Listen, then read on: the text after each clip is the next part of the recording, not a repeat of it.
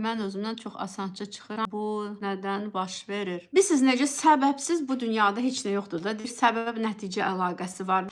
Məsələn, nevrosteniya olanda halda da insan çox tez özündən çıxır. Nevrosteniya necə olur? İnsan hələ bil özünü çox yükləyir işlə, güclə. O qədər yükləyir ki, yəni bilirsiniz necə dincəlməyə normal vaxtı qalmır, özünə normal vaxtı qalmır, əylənməyə elə də vaxtı qalmır. Yəni ki, özünə laqeyd insandır. Biraz özünə tələbkardır, istəyir hər şeyi vaxtında çatdırsın. Perfeksionist insanlar hər şeyə çox qıcıq olurlar, tez hər şeyə reaksiya verirlər. Bəlkə də tutalım, burada hormonal bir nə isə hormonlarda bir dizbalans, hormonlarda bir nə isə disfunksiya yaranıb. Çünki yəni bu endokrinoloqa müraciət edəndə orada siz müayinə olunduqdan sonra, analizlər verdikdən sonra sizə deyirlər, hə, bu səbəb ola bilərmi? Sizdə məsələn də çox tez əsəbləşirsiniz, hər şeyə qıcıq olursunuz.